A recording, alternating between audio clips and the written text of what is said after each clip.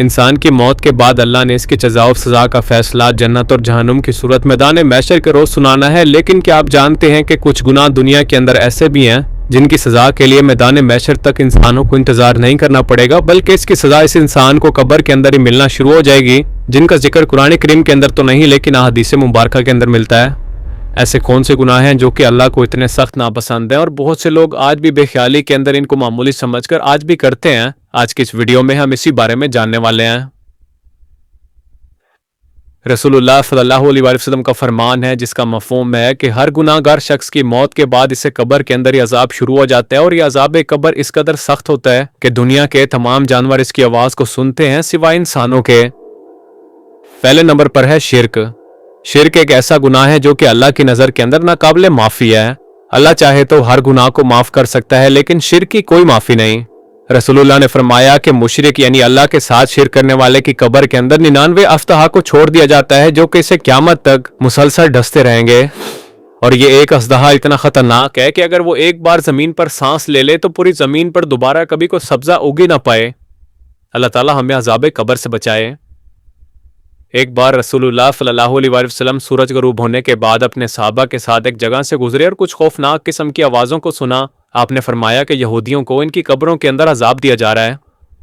ویسے تو دنیا کے اندر کوئی بھی عام انسان ان کی آوازوں کو نہیں سن سکتا، لیکن اللہ کے پیغمبر اور اللہ کے آخری رسول ہونے کی وجہ سے اس وقت عالم غائب کی ان آواز کو آپ صلی اللہ علیہ وسلم کو سنا دیا گیا تاکہ امت کو وہ شرک سے متعلق ڈر کو سنائیں اور آپ کی امت اس شرک کے فتنے سے باز رہے۔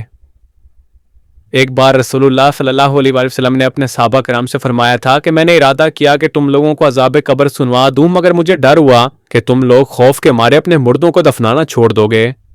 یعنی یہ اتنا خوفناک منظر ہے کہ لوگ اپنے پیاروں کو جنہیں وہ سب سے زیادہ پیار کرتے ہیں انہیں خوف کے مارے دفنانا چھوڑ دیں گے، تو سوچیں یہ کتنا خوفناک منظر ہوگا۔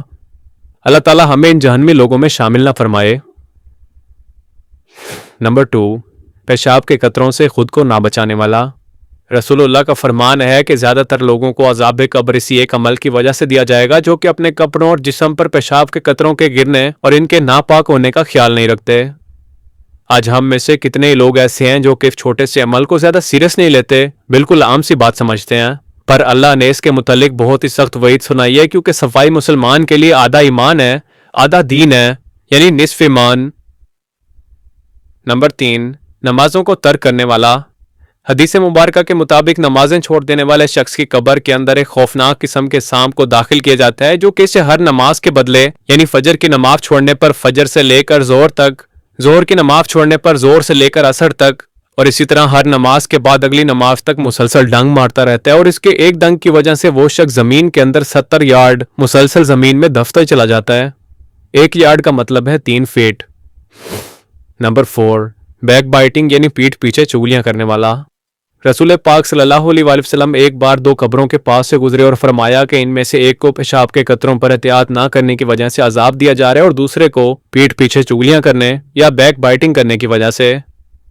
کسی کی پیٹھ پیچھے برائیاں کرنا چند بڑے گناہوں میں سے ایک ہے، کیونکہ یہ منافقت ہے اور اس کی وجہ سے معاشرے کے اندر رشتے، تعلقات اور محبتیں ختم ہوتی ہیں، لہٰذا یہ ایک مسلمان کا ہرگز شیوا نہیں ہو سکتا کہ وہ منافقت کرے، کہ ایک شخص کے منہ پر اس کی تعریفیں کرے اور اس کی پیٹھ پیچھے اس کی برائیاں۔ یاد رکھیں کہ یہ شخص جو کہ آپ کے سامنے کسی اور کی برائیاں کر رہا ہے، یقیناً وہ کسی اور کے سامنے آپ کی برائیاں بھی ضرور کرتا ہوگا، لہٰذا ایسے شخص سے بچیں اور اس کو کوئی بھی اپنے راز بالکل مت دیں۔ نمبر 5، کسی بیماری پر بلا وجہ آہو بکا کرنا یعنی بلا وجہ کا رونا دھونا۔